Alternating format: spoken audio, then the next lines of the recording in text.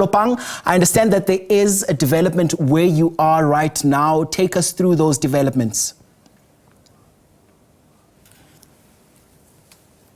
Policy, we are still here in the Langlaagte Riverlea area where the mortuary van is expected to arrive at any time to come and collect the body of the victim, who police believe is a victim of the shootout that ensued between them and alleged Zamazamas last night. But the family here, right behind me, is the family of the deceased. We asked to speak to them a little bit earlier on, and they agreed. So we'll try and speak to the sister of the victim laying there at the moment. Ma, thank you so much for your time. And when did you find out about what happened, and what do you understand to have happened? I found out this morning, but last night I had the gunshot. So somebody came to me this morning and told me my brother's laying here. So I rushed to the scene. I didn't see the body yet. I'm just sitting here and waiting for the forensics to finish their things to see the body, if it's my brother. But there was a neighbor here. They told me it is him, because why she covered him with a blanket. Is it common to hear gunshots in this area? Yes, it's very common. Me, I'm staying in Riverlea. This is Horseshoe in Zamampilo, but it's very common. Last night the gunshot was terrible, terrible, terrible. I even sat down on my couch and I prayed for my brother even last night to keep him safe. Just to hear this morning he's no more. I'm so sorry. Did he have any children? And do they know at this point? Yes, he's got children. The children is here. The wife is also here. A son and a daughter is here. His son and his daughter is here, and the wife is also here. So it's very, very shattered. I'm shattered about the loss of my brother. And do you have any comments regarding the relationship that this community has with the police? Do you trust the police? Do you feel they're doing their job? Right now, I don't trust the police. I don't trust nobody, because what is happening here, it's not the first time also that things are happening here by Zamampilo. So what my brother lying there, I think the police is not doing their job at all. Thank you so much. And once again, we are so sorry for what happened. That's the sister of the deceased. Her brother is said to be the victim that's laying here, waiting to be picked up by the mortuary van. And you'd also notice quite a common answer when we speak to the communities, that the lack of trust between the community members and the police, it's a constant. So what we are seeing is, I think there are some tensions rising over there, and we'll try and move towards them. But so, oh my goodness, so we're seeing the son of the victim who's laying here. We'll try and give him some time before we try and speak to him. So the family was informed this morning, from what we understand.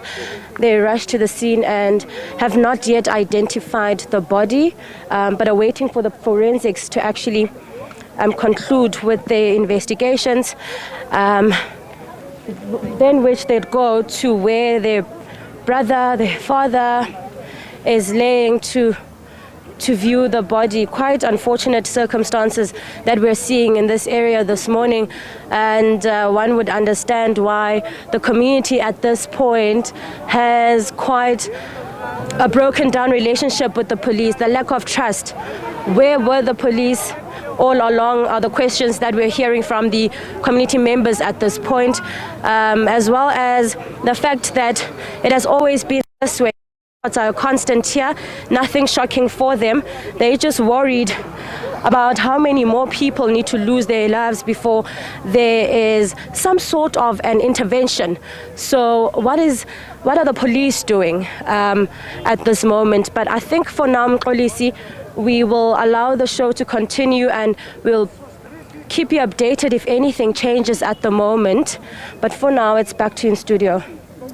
And Lopang, as you also continue, with your gracious reporting, as you offer the family some time to absorb this devastating moment that they go through, maybe just give us a quick picture of some of the socio-economic, issues that the community faces, because I understand that that community currently deals with a 70% unemployment rate.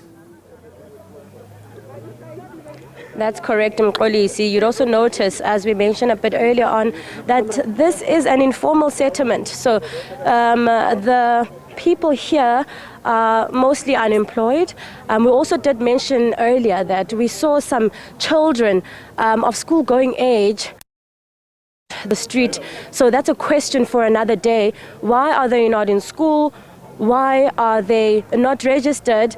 And we also realized that some of the people here were already consuming alcohol by 10 a.m. So those are some of the issues that the communities here face, the community members here face. We see the family here just talking to the police officers, trying to identify the body. It seems you'll also notice a bit behind there's a mortuary van making its way to the scene to process the body and leave with it. We'll try not to show any graphic images, but you'd notice that the forensic van has just arrived, but it seems as though the family would like to go and identify the body before they load him into the van. But it seems they have to go and identify him at the morgue, is what we are getting from what has been happening at the moment. We'll just let the family come back to us with some feedback with regards to them identifying the body of their loved one. We'll also still give the son some time, as he's not in a position to speak to the media at this moment. So there you have it, some detectives on the scene. You'd also notice quite a heavy police presence. This due to the community threatening to shut down this road here, the main reef road. That is where they were trying to shut the road down, and the police were able to contain that threat of a protest. Mkolisi, you'd also notice that they are now removing the body of the deceased, loading him onto the van. We'll try not to show anything that could be graphic to our sensitive viewers. And you see the sister there looking on as her brother is being taken away. We've also been notified that his wife and all the children are here this morning. They look on as they take their loved one to the morgue. Quite unfortunate to have woken up to such news, the family, really.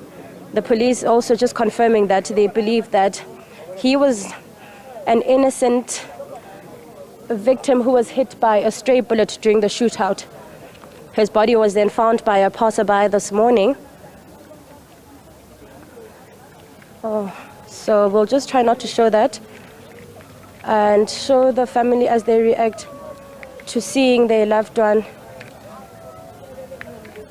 Quite sad scenes here, Mkolisi.